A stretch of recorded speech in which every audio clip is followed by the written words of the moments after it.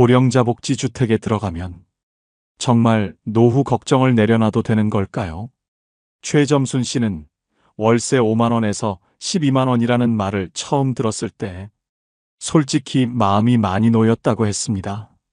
집 걱정만큼은 이제 끝났구나. 그렇게 생각하며 이곳에 들어왔습니다. 하지만 생활이 시작되고 나서야 월세 말고 미처 계산하지 못했던 현실들이 조금씩 모습을 드러내기 시작합니다. 오늘은 고령자 복지주택에서 실제로 생활하고 있는 한 분의 이야기를 들려드립니다. 최점순 씨는 올해 72살입니다. 3년 전까지만 해도 서울 외곽의 작은 빌라에서 전세로 살고 있었어요. 보증금 5천만 원. 그게 그가 가진 전부였습니다. 남편이 먼저 세상을 떠난 뒤 혼자 살기 시작한 지 벌써 8년. 국민연금과 기초연금 합쳐서 70만 원 남짓이 한 달 생활비였어요. 그런데 문제가 생겼습니다. 집주인이 전세를 월세로 바꾸겠다고 했거든요. 보증금 2천만 원에 월세 35만 원. 계산을 해봤어요. 전세금 차액 3천만 원이 손에 들어와도 매달 35만 원씩 나가면 7년이면 바닥이 납니다. 그때 나이가 79, 80 되기 전에 또 집을 구해야 하는 거예요. 그는 밤잠을 설쳤습니다. 이 나이에 또 이사를 해야 하나. 그것도 돈이 다 떨어진 다음에. 그러다 주민센터에서 처음 들었어요. 고령자 복지주택이라는 게 있다고. 보증금 300만 원, 월세 5만 원. 거기다 한번 들어가면 평생 살 수 있다고요. 처음엔 믿기지 않았어요. 그런 집이 진짜 있어? 신청하고 몇 달을 기다렸습니다. 그리고 당첨 연락을 받았어요. 5천만 원 전세금 중 300만 원만 보증금으로 내고 나머지는 고스란히 손에 남았습니다. 매달 70만 원 중 5만 원만 월세로 나가니까 65만 원이 생활비로 남았어요. 입주 전에 현장을 보러 갔습니다. 건물 안에 경로당도 있고 건강관리실, 식당까지 갖춰져 있었어요. 문턱 없는 구조에 화장실엔 안전 손잡이까지. 혼자 살아도 안심이 되겠구나. 복지관이 바로 붙어 있으니 외롭지도 않겠구나. 이사 날짜를 잡으면서 오랜만에 마음이 가벼웠습니다. 드디어 걱정 없이 살 수 있는 집이 생겼구나. 이제 노후 걱정은 끝이구나. 그때까지만 해도 그는 진심으로 그렇게 믿고 있었습니다. 입주 첫날, 최점순 씨는 빈 방에 서서 한참을 둘러봤습니다. 넓지는 않았어요. 하지만 혼자 살기엔 충분했습니다. 창문으로 햇살이 들어왔고 바닥은 깨끗했어요. 화장실 손잡이를 잡아보니 튼튼하게 고정돼 있었습니다. 여기서 살면 되겠구나. 이제 진짜 내 집이구나. 짐을 풀면서 계속 그 생각만 했어요. 월세 5만 원. 이 돈이면 한 달에 65만 원이 남는다. 밥 해먹고 병원 다니고 가끔 손주한테 용돈도 줄 수 있겠다. 그는 그렇게 계산하고 있었습니다. 그런데요. 첫 달이 지나고 나서야 그가 빠뜨린 게 있다는 걸 알게 됐어요. 월세는 5만 원이 맞았습니다. 하지만 그게 전부가 아니었어요. 전기세 고지서가 왔습니다. 혼자 사는데 뭘 얼마나 썼다고. 그렇게 생각하며 열어봤어요. 1만 8천 원. 의료급여 수급자라 할인이 적용됐는데도 그 정도가 나왔습니다. 며칠 뒤 수도세 고지서가 왔어요. 8천 원. 가스비도 왔습니다. 난방은 거의 안 틀었는데 밥 해먹고 물 때운 것만으로 1만 원이 나왔어요. 그는 고지서들을 나란히 놓고 계산기를 두드렸습니다. 전기, 수도, 가스 합치니까 3만 6천 원이었어요. 월세보다는 적었지만 어쨌든 매달 나가는 돈이었습니다. 그때 처음 생각했어요. 아, 이건 내가 몰랐던 부분이구나. 하지만 끝이 아니었어요. TV 수신료 청구서가 또 왔습니다. 휴대폰 요금도 있었어요. 원래 쓰던 거니까 당연히 내 돈이었고요. 그리고 가장 큰 게 남아 있었습니다. 밥. 고령자 복지주택이라고 해서 식사가 나오는 줄 알았냐고요? 그건 아니었어요. 건물 안에 식당이 있긴 했습니다. 하지만 공짜가 아니었어요. 한 끼에 3,000원에서 4,000원. 저렴한 편이긴 하지만 매일 세 끼를 다 사 먹으면 한 달에 27만 원이 넘어갑니다. 그래서 그는 직접 해먹기로 했어요. 근처 마트에서 장을 봤습니다. 쌀, 계란, 두부, 채소. 아끼고 아껴서 샀는데도 일주일치에 3만 원이 들었어요. 한 달이면 12만 원. 반찬 사고 가끔 외식하면 15만 원은 금방 넘었습니다. 그는 다시 계산기를 꺼냈어요. 월세 5만 원. 공과금 3만 6천 원. 식비 15만 원.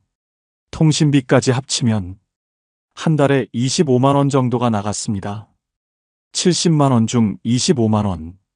남는 건 45만 원이었어요. 물론 전세 살 때보다는 나았습니다.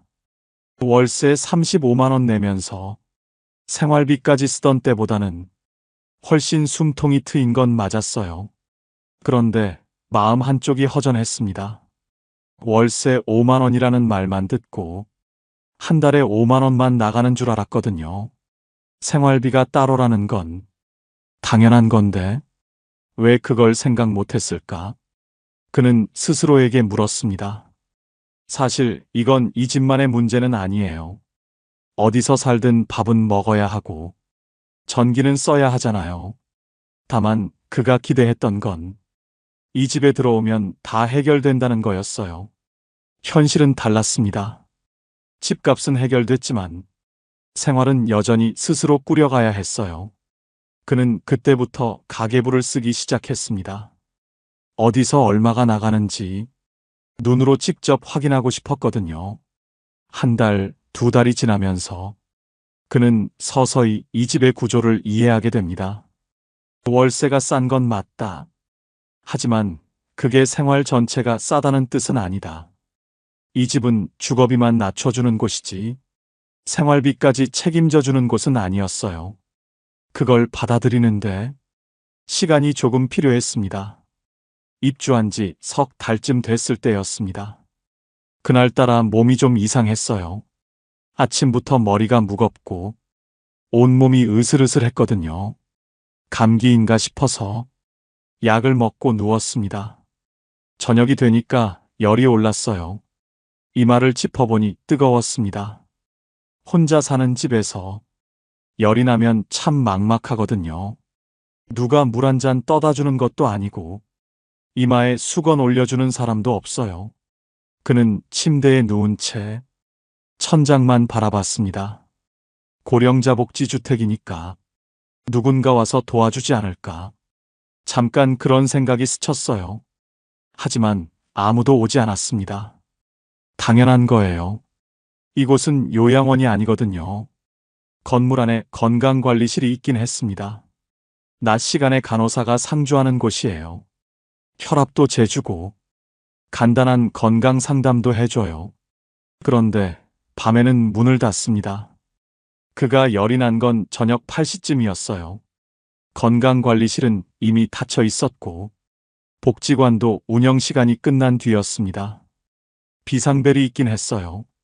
화장실과 침실에 설치된 빨간 버튼. 위급할 때 누르면 관리실로 연결된다고 했어요. 그런데 열이 난다고 비상벨을 누를 수는 없잖아요. 119를 부를 정도는 아니었고 그냥 누워서 버텨야 하는 상황이었습니다. 그는 물을 마시려고 일어났어요.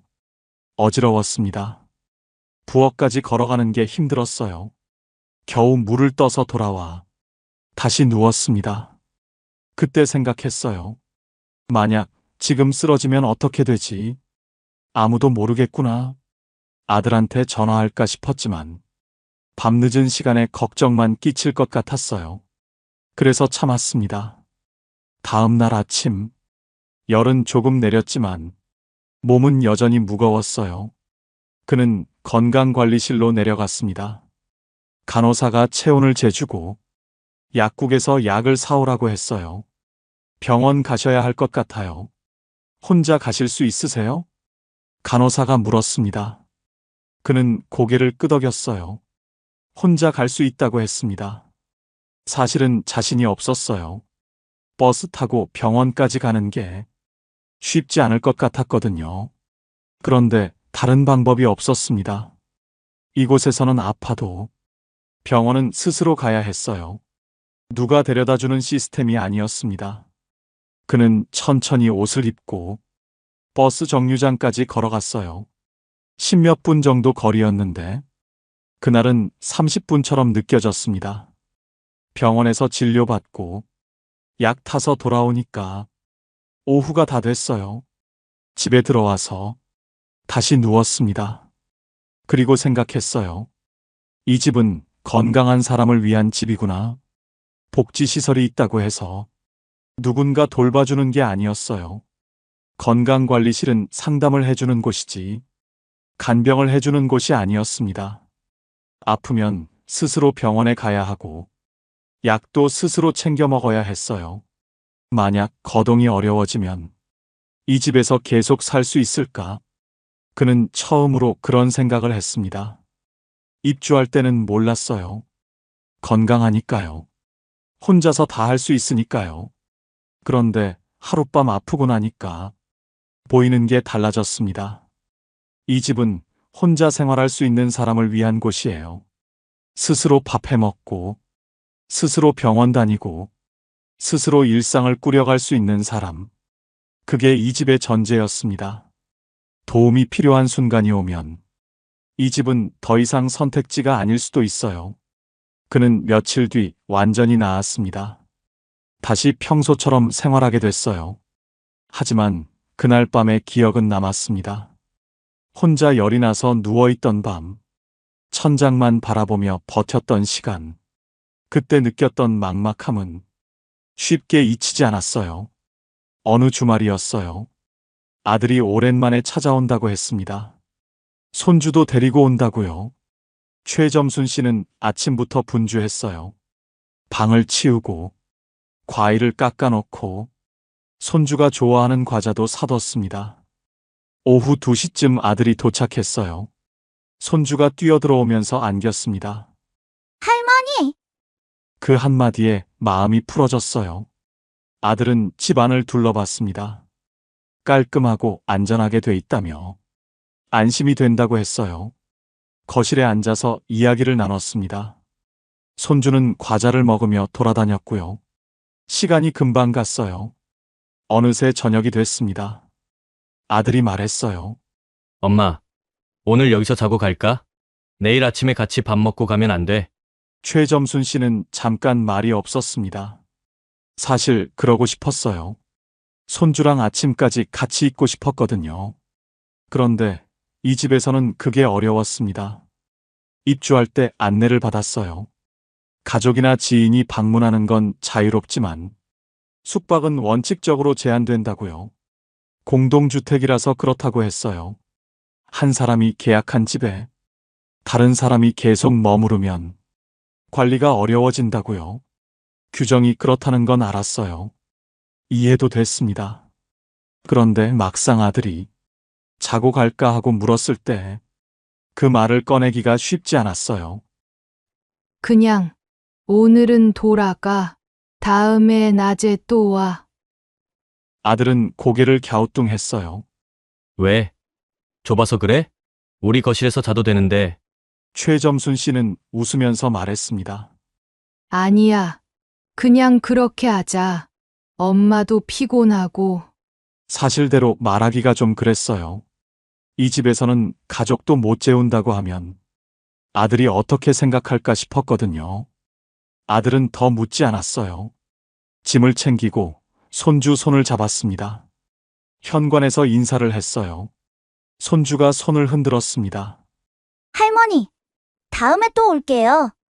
문이 닫히고 나니까 집이 갑자기 조용해졌어요. 최점순 씨는 거실에 앉아서 한참을 멍하니 있었습니다. 내 집인데, 내 가족인데, 왜 재우면 안 되는 걸까? 머리로는 이해가 됐어요. 공동주택이니까요. 규칙이 있어야 질서가 유지되니까요. 그런데 마음은 달랐습니다. 예전에 살던 집에서는 아들이 오면 당연히 재웠어요. 명절이면 며느리까지 와서 다 같이 북적북적했거든요. 여기서는 그게 안 됐습니다. 물론 절대로 안 된다는 건 아니에요. 사정이 있으면 관리실에 미리 말하고 허락을 받으면 되는 경우도 있다고 들었어요. 그런데 그게 번거롭잖아요. 매번 허락을 받아야 한다는 게요.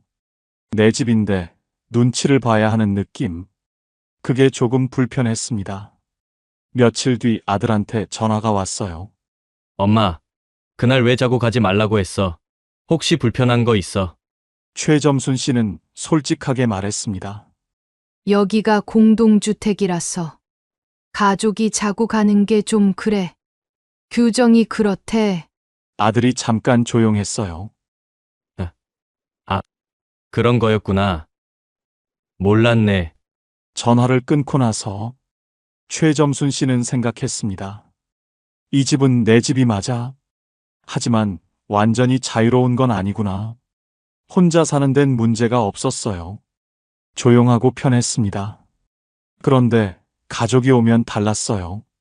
예전처럼 마음껏 할 수 없는 부분들이 있었어요. 이 집은 혼자 살기 위한 집이지, 가족과 함께하기 위한 집은 아니었습니다. 그걸 받아들이는데 시간이 조금 필요했어요. 다음에 아들이 오면 낮에 밖에서 밥을 먹자고 해야겠다. 그는 그렇게 마음을 정리했습니다. 최점순 씨는 원래 생선구이를 좋아했어요. 예전 집에서는 일주일에 두세 번은 고등어나 삼치를 구워 먹었거든요. 밥 한 공기에 잘 구운 생선 한 토막. 그게 그에게는 최고의 한 끼였습니다. 이 집에 이사 오고 나서도 처음엔 그렇게 했어요. 어느 날 저녁, 고등어를 사다가 프라이팬에 올렸습니다. 기름이 튀고 고소한 냄새가 퍼졌어요. 맛있게 먹고 설거지를 했습니다. 창문을 열어 환기도 시켰어요. 그런데 다음 날 아침, 복도에서 이웃을 마주쳤습니다. 어제 생선 구우셨어요? 그 말투가 좀 묘했어요. 불편하다는 게 느껴졌거든요. 최점순 씨는 당황했습니다. 네. 고등어 좀 구웠는데요. 이웃이 웃으면서 말했어요. 냄새가 좀 났어요. 복도까지 퍼지더라고요. 다음엔 환기 좀 더 해주세요. 얼굴이 화끈거렸습니다. 내 집에서 내가 밥을 해 먹는데 그게 뭐가 문제가 되나? 속으로는 그런 생각이 들었어요. 그런데 말대꾸를 할 수는 없었습니다. 아, 네. 죄송해요. 다음엔 조심할게요. 집에 들어와서 한참을 앉아 있었어요. 예전 집에서는 그런 소리 들은 적이 없었거든요. 빌라였지만 환기만 잘하면 됐었어요. 여기는 달랐습니다. 복도가 실내로 연결돼 있었고 환기 시스템도 달랐어요. 냄새가 쉽게 퍼지는 구조였습니다. 그 뒤로 생선을 안 굽게 됐어요. 먹고 싶을 때는 마트에서 구운 걸 사다 먹었습니다. 집에서 직접 굽는 건 포기했어요. 김치찌개도 조심하게 됐습니다. 고춧가루 많이 넣고 끓이면 냄새가 강하거든요. 된장찌개도 마찬가지였어요. 언제부턴가 요리할 때 냄새부터 생각하게 됐습니다. 이건 냄새 안 나나? 이웃한테 피해 안 주나? 밥 한 끼 해먹는 게 이렇게 신경 쓰이는 일이 될 줄은 몰랐어요. 냄새만 그런 게 아니었습니다. 어느 날 저녁, TV를 보다가 깜빡 잠이 들었어요. 자정쯤 눈을 떴는데 TV가 그대로 켜져 있었습니다. 소리가 꽤 컸어요. 부랴부랴 리모컨을 찾아서 껐습니다. 다음 날 또 이웃을 마주쳤어요. 어젯밤에 TV 소리 좀 났어요. 밤에는 조금만 줄여주시면 안 될까요? 또 그 말이었습니다. 최점순 씨는 사과했어요. 깜빡 잠이 들었다고요. 그 뒤로는 저녁 9시만 넘으면 TV 소리를 확 줄였습니다. 가끔은 귀가 어두워서 소리를 키우고 싶을 때도 있었어요. 그런데 그러면 또 민폐가 될 것 같았어요. 이어폰을 사야 하나. 그런 생각까지 했습니다. 엘리베이터에서도 마찬가지였어요. 혼자 탈 때는 괜찮았는데 다른 입주자와 함께 타면 괜히 눈치가 보였습니다. 인사를 해야 하나, 말을 걸어야 하나, 가만히 있으면 무뚝뚝해 보이나, 별것 아닌 것 같지만 매일 반복되니까 은근히 신경이 쓰였어요. 복도에서 통화할 때도 조심했습니다. 목소리가 울리거든요. 아들한테 전화가 오면 얼른 집 안으로 들어가서 받았어요. 예전에는 안 그랬거든요. 어디서든 편하게 받았는데 여기서는 그게 잘 안 됐습니다. 불편하다고 해야 할까요? 그건 좀 다른 것 같아요. 불편하다기보다는 신경 쓸 일이 많아졌다는 거예요. 혼자 사는 집인데 혼자만의 생활은 아닌 느낌. 내 행동 하나하나가 누군가에게 영향을 줄 수 있다는 걸 늘 의식하면서 사는 거예요. 최점순 씨는 원래 조용한 편이었어요. 남한테 피해주는 걸 싫어했고요. 그래서 적응은 어렵지 않았습니다. 다만 가끔 생각했어요. 예전처럼 마음 편하게 생선 굽고 TV 크게 틀고 아무 눈치 안 보고 살던 때가 문득 그리울 때가 있었어요. 이 집에서의 생활은 배려가 기본이었습니다. 나만 편하면 되는 게 아니라 옆집도 윗집도 아랫집도 다 같이 신경 써야 했어요. 그게 공동주택이라는 거였습니다. 익숙해지는데 시간이 좀 걸렸어요. 지금은 많이 적응했습니다. 그래도 가끔은 생각해요. 고등어 한 마리 마음껏 굽고 싶다. 최점순 씨가 이 집을 처음 봤을 때 위치는 크게 신경 쓰지 않았어요.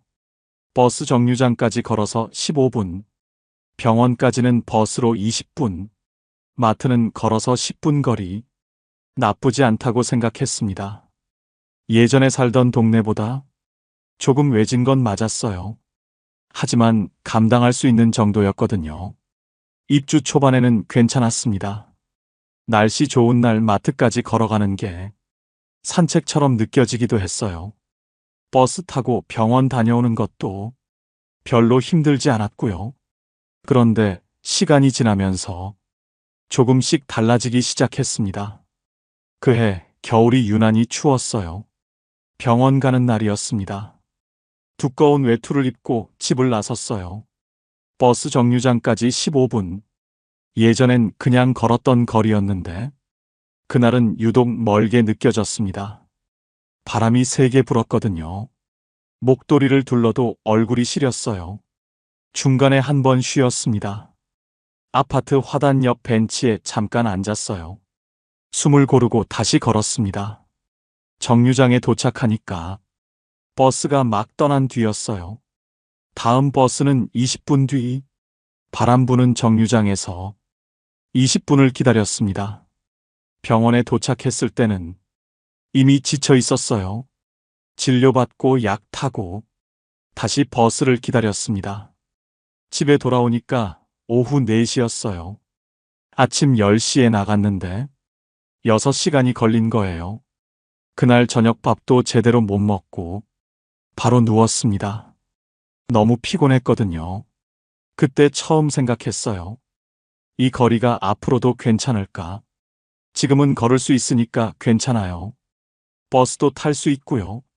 그런데 5년 뒤에는, 10년 뒤에는 다리가 더 약해지면 이 15분이 30분이 될 수도 있어요. 버스 계단 오르는 게 힘들어질 수도 있고요. 병원 한 번 가는 게 하루 일이 될 수도 있겠구나. 그런 생각이 들었습니다. 여름에도 마찬가지였어요. 장을 보러 마트에 갔습니다. 쌀이랑 채소를 좀 샀어요. 짐이 무거웠습니다. 양손에 장바구니를 들고 집까지 걸어왔어요. 10분 거리라고 했는데 그날은 20분이 넘게 걸렸어요. 중간에 2번이나 멈춰서 짐을 내려놓고 쉬었거든요. 땀이 비 오듯이 흘렀습니다. 집에 도착해서 짐을 내려놓고 한참을 헐떡거렸어요. 쌀 한 포대가 이렇게 무거웠나? 예전엔 별것 아니었는데 그때 느꼈습니다. 거리는 그대로인데 내 몸이 달라지고 있구나. 젊었을 때 10분 거리와 70이 넘어서의 10분 거리는 같은 거리가 아니었어요. 택배로 시키면 되지 않냐고요? 맞아요. 요즘은 쌀도 배달이 되고 채소도 주문할 수 있어요. 그런데 최점순 씨 세대는 직접 눈으로 보고 사는 게 익숙했습니다. 싱싱한 건지 확인하고 싶고 만져보고 고르고 싶은 거예요. 그게 습관이었거든요. 물론 조금씩 바꿔가고 있긴 해요. 무거운 건 배달로 시키고 가벼운 것만 직접 사러 가고요. 하지만 그것도 쉽지 않았습니다. 스마트폰으로 주문하는 게 아직 서툴었거든요. 아들한테 물어가면서 겨우 한 번 시켜봤어요. 편하긴 했는데 뭔가 허전했습니다. 장 보러 나가는 게 그냥 물건 사는 일만은 아니거든요. 바깥 공기도 쐬고 사람 구경도 하고 그게 다 일상이었는데요. 집 안에만 있으면 하루가 너무 길었어요. 그래서 힘들어도 나가게 됐습니다. 마트까지 걸어가고 정류장까지 걸어가고요. 다만 예전처럼 가볍게 다녀오는 건 아니었어요. 나갈 때마다 마음의 준비를 했습니다. 오늘 컨디션 괜찮나? 날씨는 어떤가? 짐이 많으면 어떻게 하나? 그런 것들을 미리 생각하고 나서야 문을 열 수 있었어요. 예전 동네는 뭐든 가까웠거든요. 병원도 걸어서 5분, 마트도 바로 앞이었어요. 여기는 달랐습니다. 조용하고 공기 좋은 건 맞았어요. 복지시설도 잘 돼 있었고요. 그런데 생활권이 좁았습니다. 가까운 곳에 뭐가 있는지보다 내가 얼마나 움직일 수 있는지가 더 중요해졌어요. 최점순 씨는 요즘 생각합니다. 지금은 괜찮아. 아직은 걸을 수 있으니까. 그런데 언제까지 이렇게 할 수 있을까? 그 질문에 대한 답은 아직 찾지 못했습니다. 최점순 씨가 이 집에 산 지 어느새 3년이 됐습니다. 처음엔 몰랐던 것들이 많았어요. 생활비가 따로라는 것도, 아프면 혼자 버텨야 한다는 것도, 가족이 자고 가기 어렵다는 것도 하나씩 부딪히면서 알게 됐습니다. 그렇다고 이 집이 나쁘다는 건 아니에요. 오히려 지금은 이 집이 자기한테 맞는다고 생각해요. 다만 모든 사람한테 맞는 집은 아니라는 걸 이제는 알게 됐습니다. 가끔 지인들한테 연락이 와요. 나도 고령자 복지주택 들어가고 싶은데, 어때? 살만해? 그러면 최점순 씨는 먼저 이렇게 물어봐요. 혼자서 밥 해 먹을 수 있어? 혼자서 병원 다닐 수 있어? 그게 제일 중요하거든요. 이 집은 누군가 돌봐주는 집이 아니에요. 요양시설도 아니고 실버타운도 아니에요. 복지시설이 있긴 하지만 그건 부가적인 거예요. 기본은 혼자 사는 거예요. 스스로 일상을 꾸려가는 거예요. 밥도 직접 해야 하고 청소도 직접 해야 하고 아프면 직접 병원에 가야 해요. 그게 가능한 사람한테는 정말 좋은 선택지가 될 수 있어요. 월세가 싸니까 경제적 부담이 확 줄어들거든요. 최점순 씨처럼 국민연금이랑 기초연금으로 70만 원 정도 받는 분들한테는 이 집이 정말 큰 도움이 됩니다. 일반 월세로 35만 원 내면 남는 돈이 거의 없잖아요. 여기선 월세가 5만 원이니까 그 차이가 어마어마한 거예요. 그리고 오래 살 수 있다는 것. 이것도 큰 장점이에요. 계약 갱신하면서 30년, 50년까지 살 수 있거든요. 나이 들어서 집 걱정 안 해도 된다는 게 얼마나 마음 편한 일인지 몰라요. 이사 걱정 없이 죽을 때까지 여기 있을 수 있다는 거. 그게 이 집의 가장 큰 장점이었습니다. 하지만요, 이 집이 안 맞는 사람도 있어요. 최점순 씨가 보기에 이런 분들한테는 좀 어려울 것 같았어요. 첫 번째, 사람 만나는 걸 좋아하는 분. 이 집은 조용해요. 너무 조용해요. 입주민들이 대부분 혼자 사시는 분들이고 다들 조용히 지내거든요. 복도에서 마주쳐도 인사 정도만 하고 지나가요. 함께 어울려서 뭘 하는 분위기는 아니에요. 물론 복지관에서 프로그램이 있긴 해요. 체조도 하고 노래교실도 하고요. 그런데 그것도 본인이 적극적으로 나가야 해요. 가만히 있으면 아무도 안 불러요. 사람들이랑 북적북적하게 지내고 싶은 분은 여기가 좀 심심할 수 있어요. 두 번째, 가족이 자주 오가는 분. 아까 말씀드렸듯이 가족이 방문하는 건 괜찮아요. 하지만 숙박은 어려워요. 명절 때 자녀들이 와서 다 같이 자고 가고 싶은 분들한테는 이 구조가 불편할 수 있어요. 예전처럼 온 가족이 모여서 북적이는 명절은 여기선 기대하기 어렵거든요. 세 번째, 건강이 많이 안 좋으신 분, 혼자 거동하기 힘들거나 누군가 도움이 필요한 분은 이 집이 맞지 않아요. 여기는 돌봄 서비스가 없거든요. 건강관리실에서 상담은 해주지만 매일 챙겨주는 건 아니에요. 거동이 불편해지면 다른 선택지를 찾아야 해요. 요양시설이나 돌봄 서비스가 있는 곳으로요. 최점순 씨는 그래서 요즘 건강관리에 더 신경을 씁니다. 여기서 오래 살려면 내가 건강해야 하거든요. 아침마다 복지관에서 하는 체조에 나가고 일주일에 2번은 산책을 해요.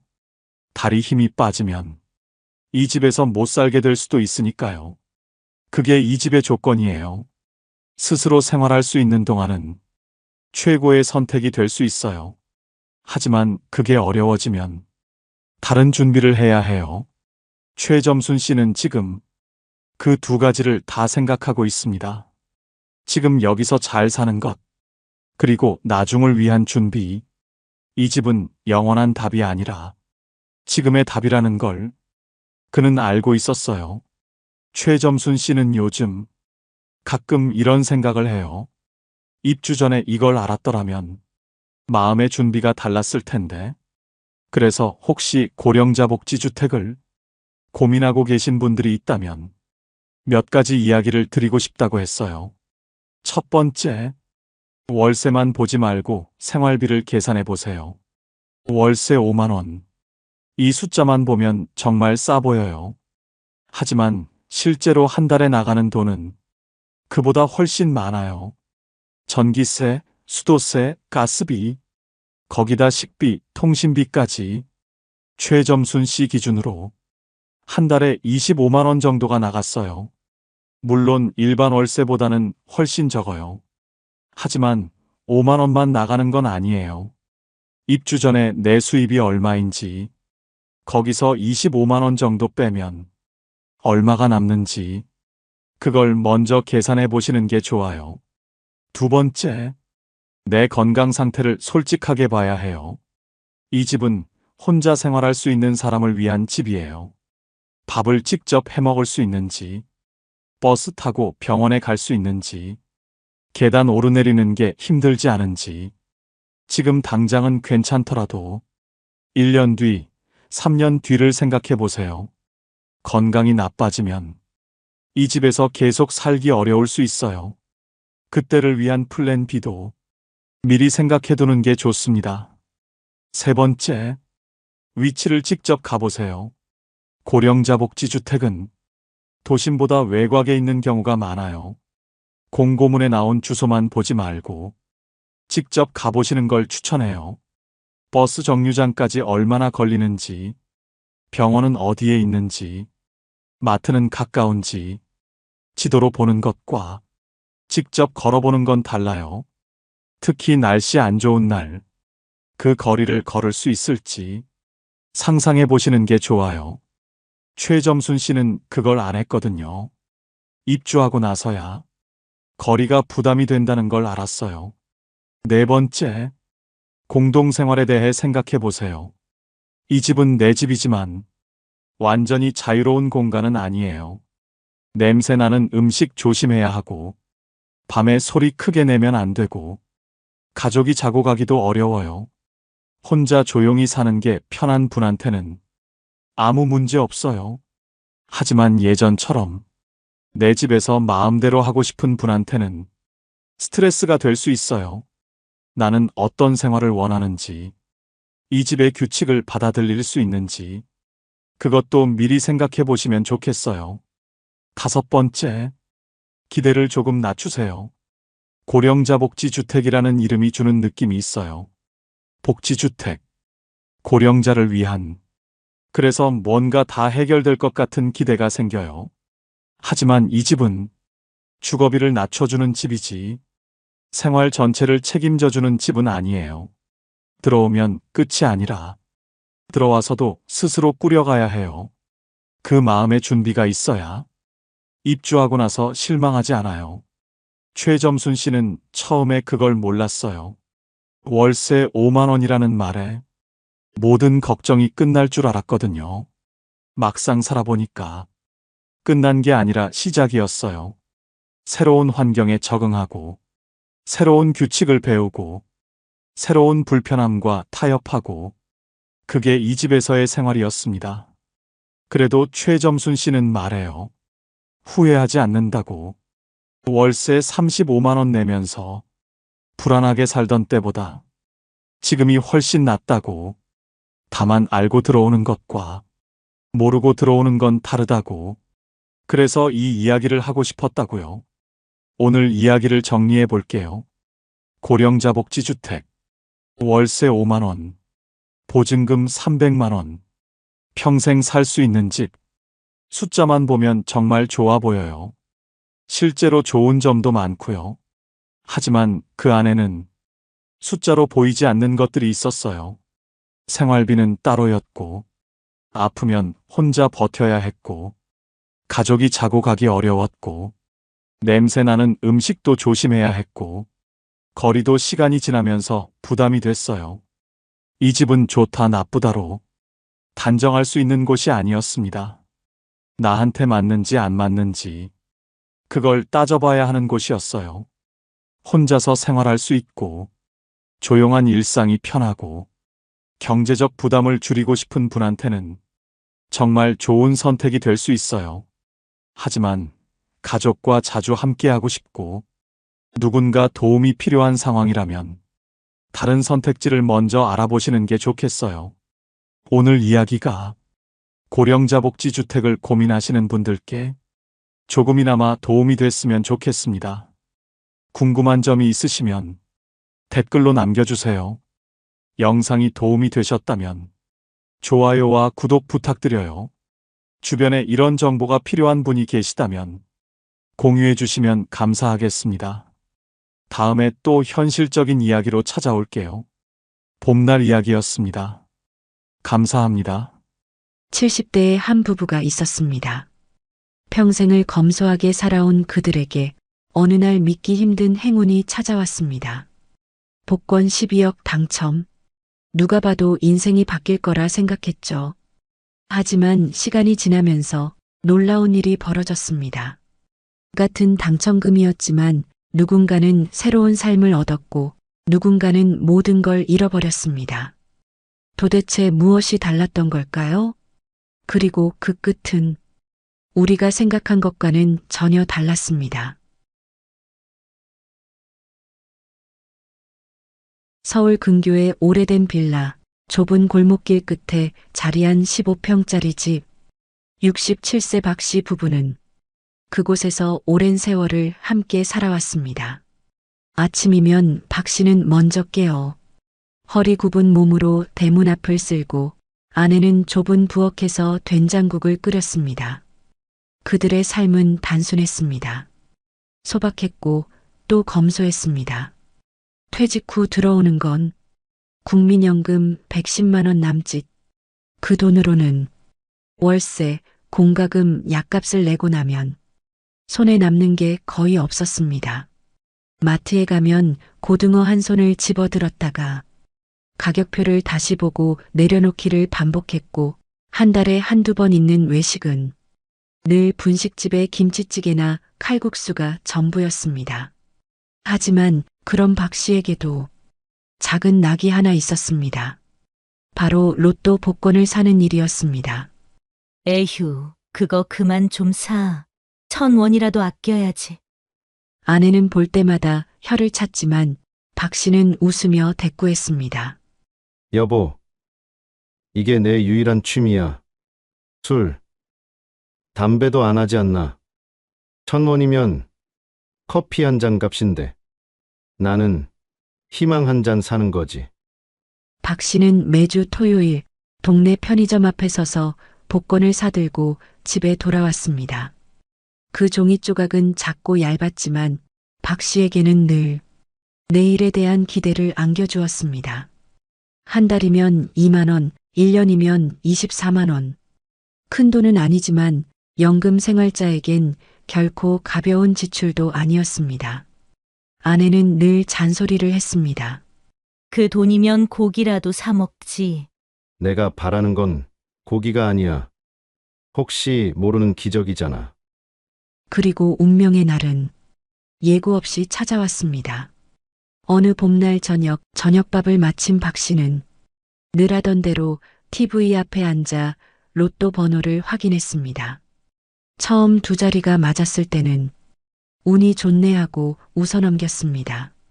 세 번째 번호가 맞자 심장이 쿵 하고 내려앉았습니다.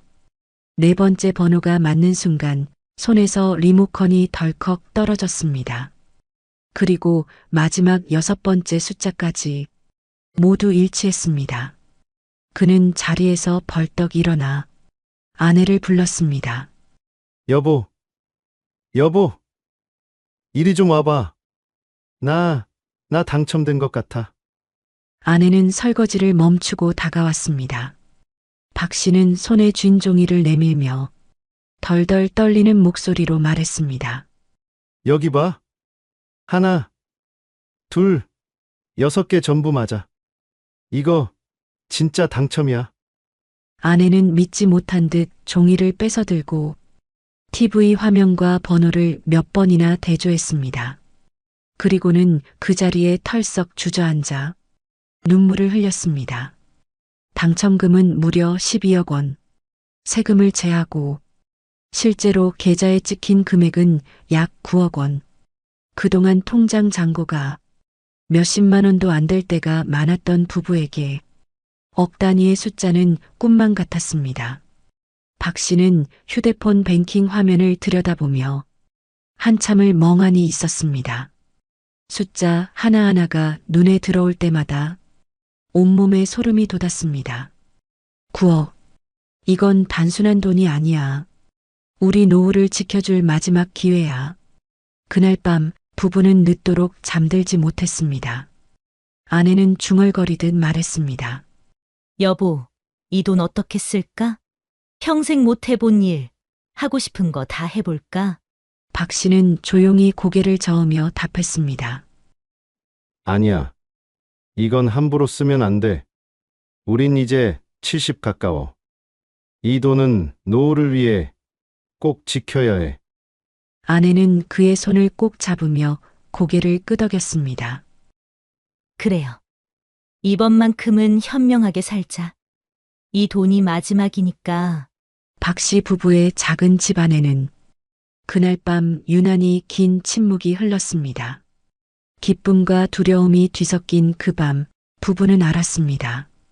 이 돈이 단순한 행운이 아니라 삶을 바꿀 기회이자 시험이라는 것을. 당첨 사실을 확인한 후 며칠 동안 박 씨는 가슴이 두근거려 잠을 이루지 못했습니다. 은행 창구에 앉아 거액이 입금되는 순간 그는 또다시 손이 떨렸습니다. 잔액 9억 원.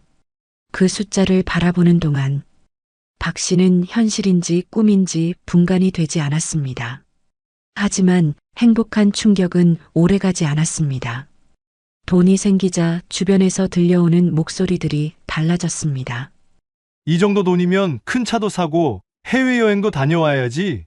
은행에 넣어두면 뭐해? 요즘은 부동산이 답이야. 이웃과 친척들의 말은 모두 달콤했지만 박 씨는 곧 깨달았습니다. 무엇보다 중요한 건 지키는 것이라는 사실을. 박 씨는 아내와 함께 밤마다 상의했습니다. 노트를 꺼내 구체적으로 적어 내려갔습니다. 생활비로 매달 얼마가 필요한지, 아플 때 병원비는 어느 정도 들어가는지, 손주에게 줄 용돈은 얼마나 되는지.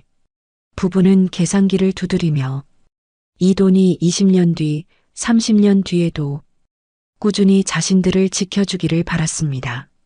아내가 말했습니다. 여보, 이제라도 우리 노후 집을 하나 마련하자.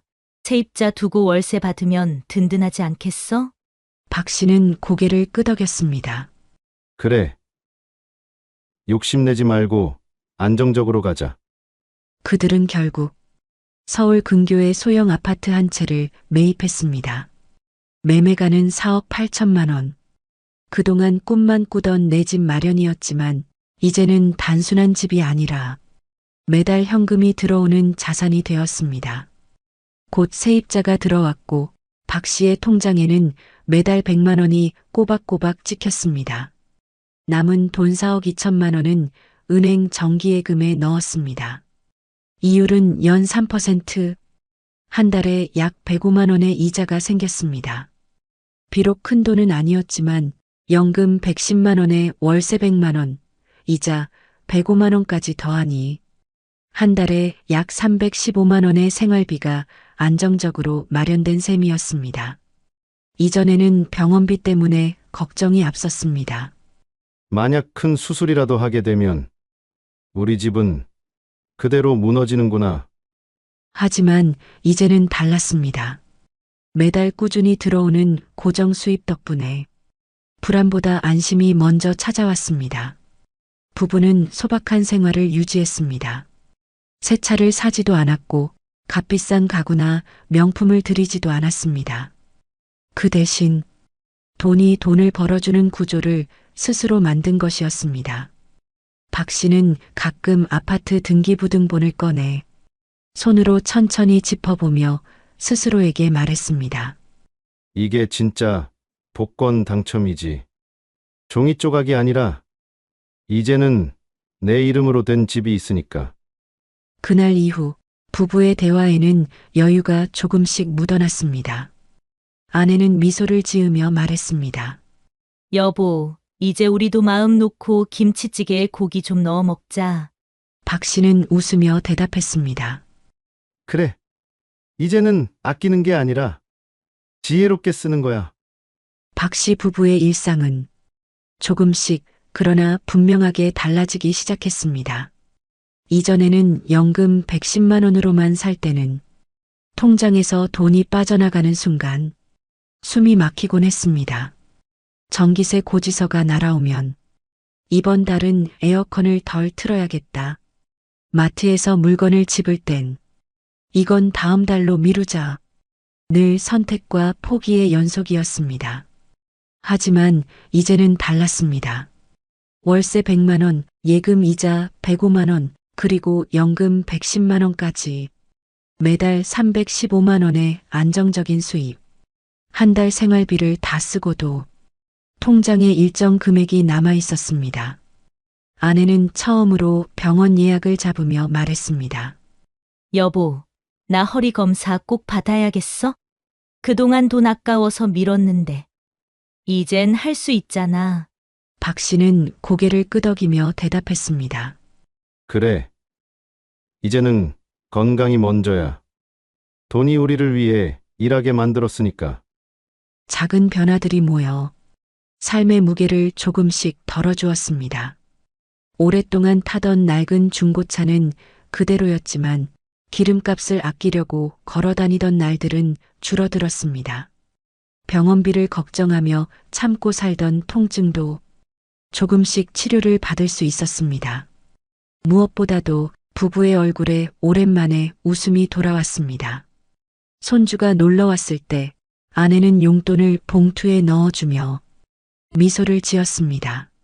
우리도 이제 할아버지, 할머니 체면 좀 서네. 예전 같았으면 10,000원 한 장 쥐어주면서도 가슴이 쓰렸는데. 이제는 소소한 기쁨을 나눌 수 있었습니다. 가끔은 작은 사치도 누렸습니다. 시장에 가서 고등어 대신 삼겹살을 사들고 와 오늘은 특별한 날이야. 하며 구워 먹기도 했습니다. 아내는 웃으며 말했습니다. 이게 다 복권 덕분이네. 정말 하늘이 준 선물이야. 하지만 박 씨는 고개를 저었습니다. 아니야. 복권은 기회였을 뿐이야. 진짜 선물은 우리가 이 돈을 흩뿌리지 않고 지켜낸 거지. 박 씨는 여전히 소박한 삶을 고수했습니다. 새 차도 고급 가전도 사지 않았습니다. 그 대신 매달 남는 돈을 적금과 CMA 통장에 조금씩 나눠 넣었습니다. 혹시라도 세입자가 빠지는 날이 오면, 혹시라도 병원비가 크게 드는 날이 오면, 그는 미래를 준비하는 습관을 결코 버리지 않았습니다.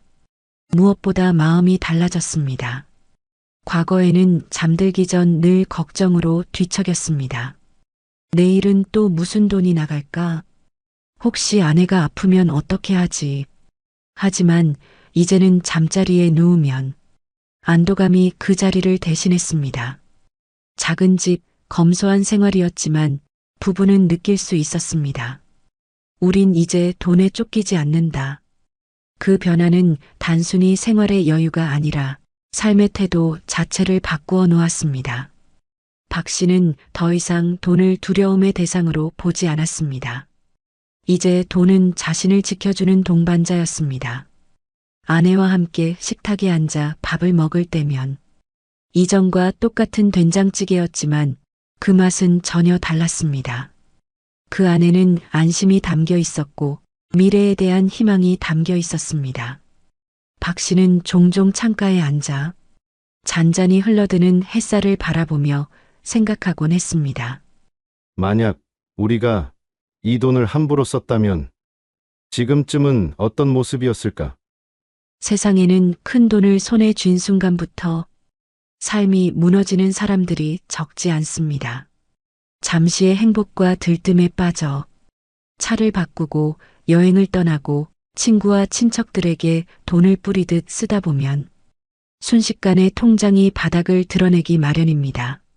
실제로 해외 조사 결과에 따르면 복권 1등 당첨자의 절반 이상이 5년 안에 당첨금을 모두 잃는다고 합니다. 처음엔 달콤한 선물이었던 돈이 결국은 독이 되어 돌아온 경우가 부지기수라는 뜻입니다. 박 씨는 자신이 그들과 다른 길을 걸을 수 있었던 이유를 곱씹어 보았습니다. 첫째, 욕심을 내지 않은 것. 주변 사람들은 말했습니다.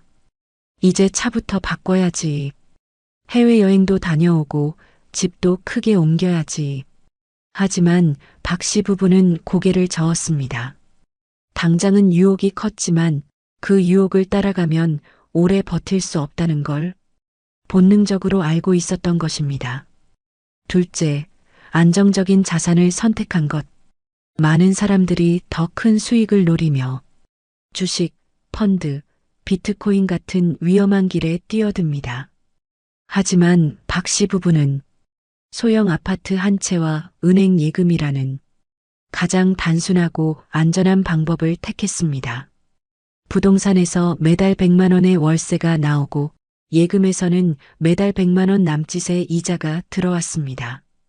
이 두 가지 고정 수입만으로도 기초 생활은 충분히 유지할 수 있었습니다. 셋째, 소박한 생활을 지킨 것.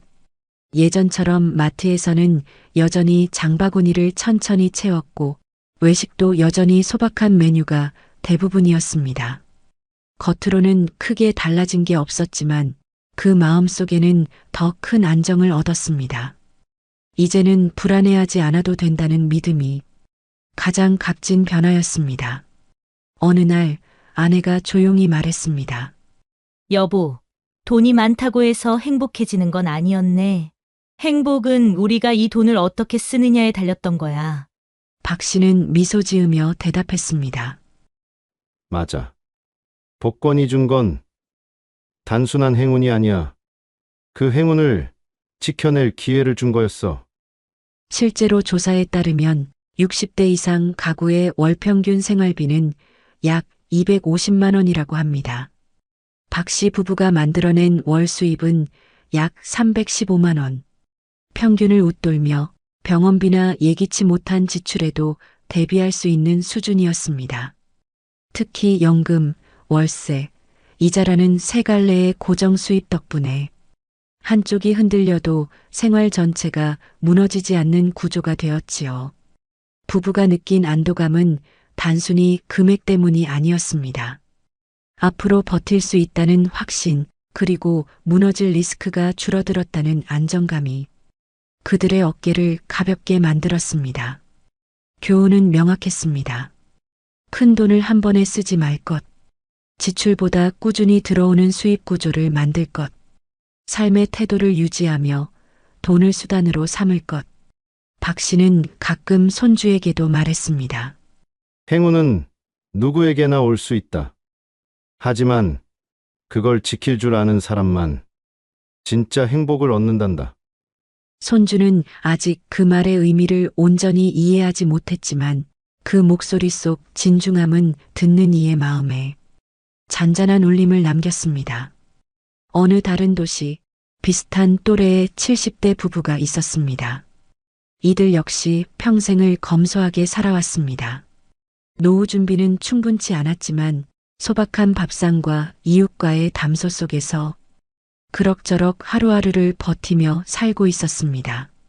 그러던 어느 날 이 부부에게도 믿기 어려운 소식이 찾아왔습니다.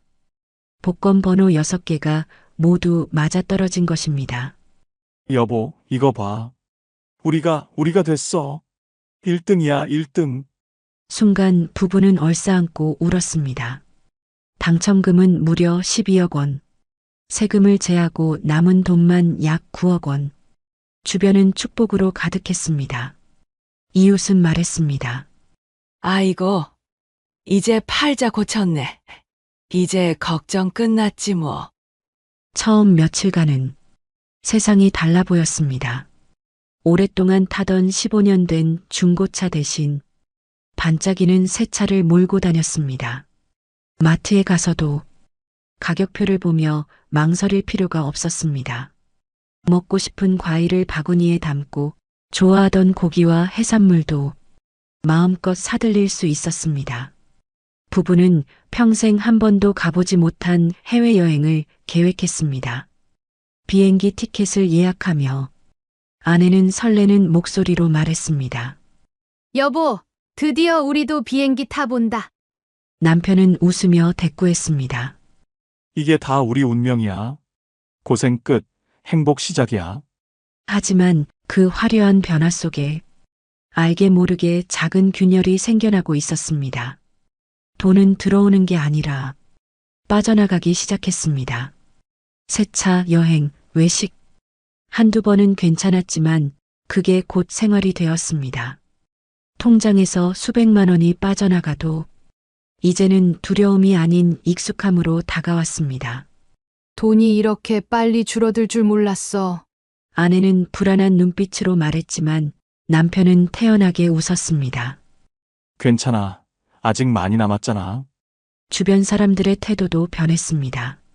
평소 연락이 뜸하던 친척들이 찾아와 축하한다는 인사를 건네더니 슬그머니 돈 이야기를 꺼냈습니다. 이웃들은 부러움 섞인 시선을 보냈고 자녀들 역시 속마음을 감추지 않았습니다. 아버지, 저 이번에 사업 자금이 좀 필요해요. 엄마, 생활비가 부족한데 도와주실 수 있죠? 부부는 처음엔 기꺼이 도왔습니다. 이제는 여유가 있으니 나눠줘도 되지. 하지만 그 요구는 점점 커져만 갔습니다. 행운이 시작이었지만 그 속에 불행의 씨앗이 숨어 있었습니다. 부부는 알지 못했습니다.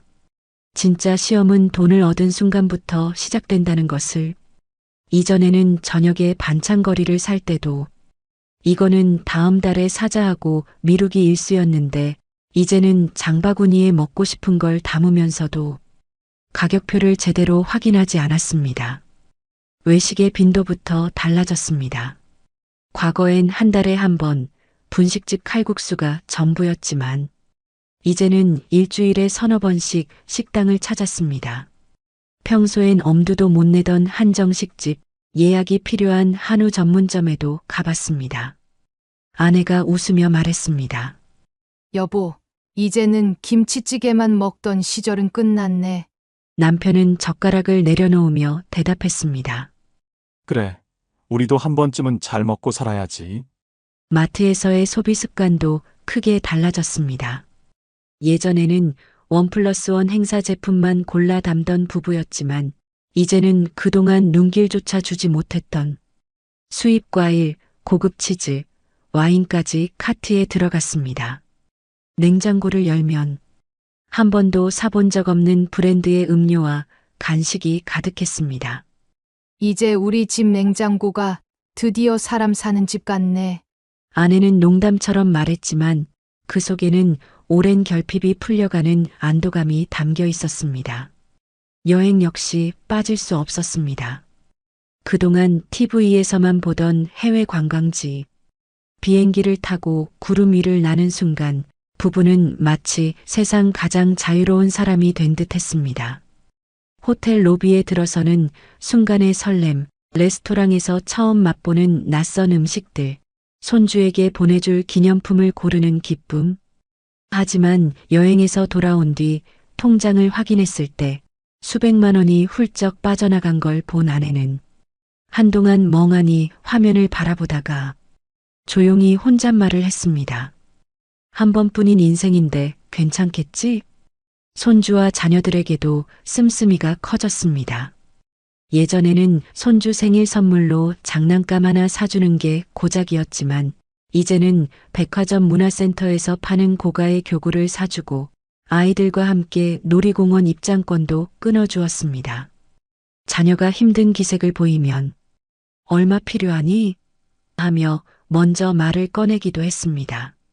그러다 보니 자녀들도 점점 당연하게 여겼습니다.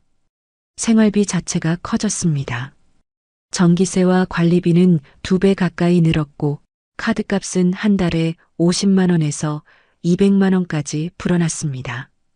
처음엔 이 정도야 괜찮겠지라고 넘겼지만 잔액이 줄어드는 속도는 생각보다 빨랐습니다. 이웃들의 시선도 달라졌습니다. 예전엔 같은 처지라며 서로 위로하던 이웃들이 저 집은 복권 당첨돼서 요즘 호화롭게 사내하고 뒷말을 하기 시작했습니다. 그 말이 부부 귀에도 들어왔습니다. 겉으로는 웃어넘겼지만 속으로는 묘한 불편함이 남았습니다. 처음엔 단순히 기쁨이었던 변화가 어느새 무게가 되어 돌아오고 있었습니다.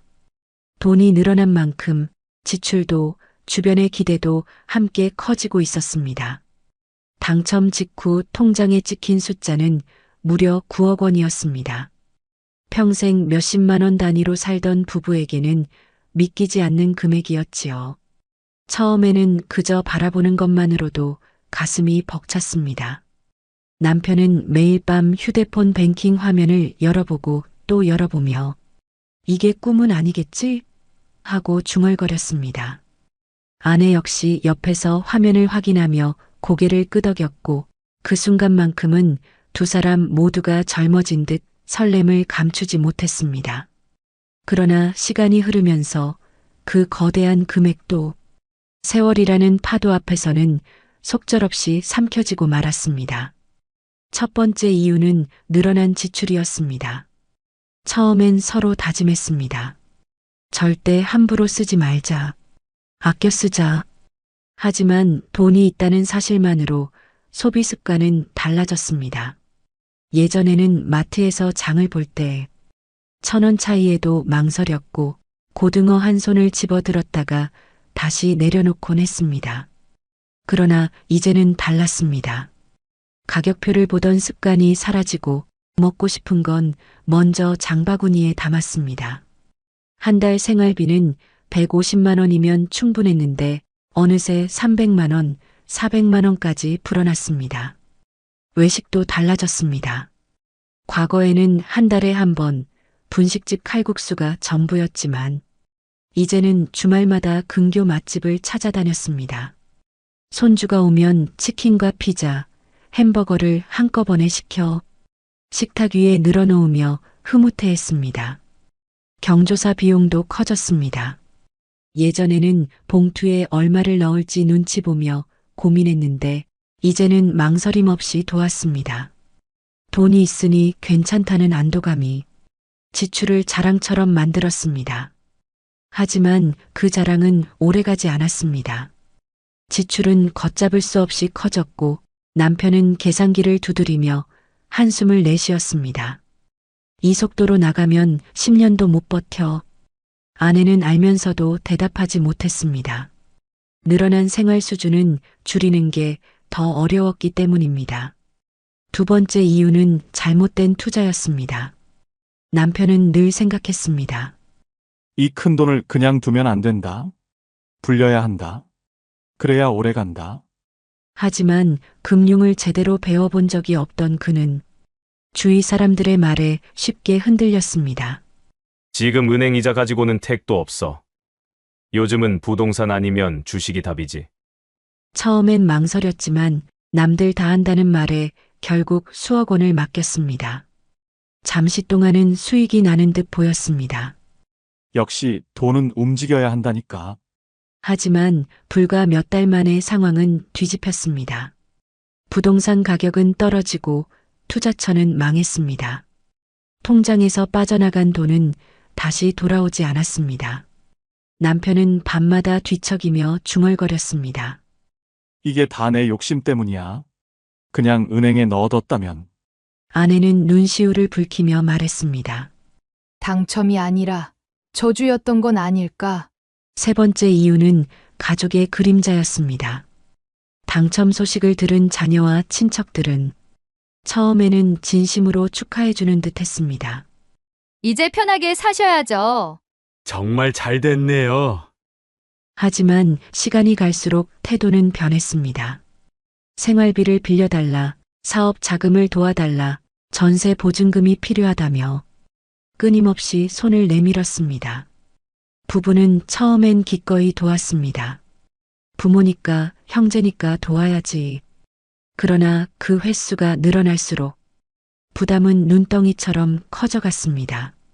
더 큰 문제는 그들의 태도였습니다. 거절하면 서운해하고 심지어는 왜 나만 더 안 해주냐며 불만을 터뜨렸습니다. 처음에 고마움은 사라지고 남은 건 당연시되는 요구뿐이었습니다. 돈이 있을 때는 사람들이 몰려들었지만 통장 잔액이 줄자 연락은 뚝 끊겼습니다. 남은 건 텅 빈 지갑과 깊은 외로움뿐이었습니다. 결국 당첨금 9억은 몇 년 만에 대부분 사라지고 말았습니다. 집안에는 다시 카드 명세서와 대출 고지서가 쌓였습니다. 부부는 서로를 바라보며 깊은 한숨을 내쉬었습니다. 실제로 조사에 따르면 복권 1등 당첨자의 절반 이상이 5년 안에 당첨금을 모두 잃는다고 합니다. 짧은 시간 반짝였던 행운은 더 큰 후회와 고통을 남긴 채 사라져버리곤 합니다. 아내는 창가에 앉아 흐린 하늘을 바라보며 말했습니다. 예전엔 가난해도 마음은 편했어. 근데 지금은 돈이 사라진 게 아니라 사람이 떠난 게 더 허전해. 남편은 고개를 숙인 채 대답하지 못했습니다. 그는 알았습니다. 돈이 행복을 보장해주지 않는다는 걸, 오히려 그것이 삶을 흔들어 버릴 수도 있다는 걸 부부는 결국 깨달았습니다. 복권은 인생을 구원하는 열쇠가 아니라 인생을 시험하는 덫일 수도 있다는 사실을. 복권 당첨은 누구에게나 달콤한 꿈입니다. 누군가는 그 돈으로 새로운 삶을 시작했고 또 다른 누군가는 불행의 나락으로 떨어졌습니다. 똑같이 12억을 당첨받아 새우 9억을 손에 쥐었지만 왜 결과는 이렇게 달라졌을까요? 차이는 돈이 아니라 태도였습니다. 어떤 이는 욕심을 누르고 삶을 지킬 방법을 고민했습니다. 그 작은 다짐이 인생을 바꾸어 놓았습니다. 그들은 집을 사되 더 큰 욕심을 내지 않았습니다.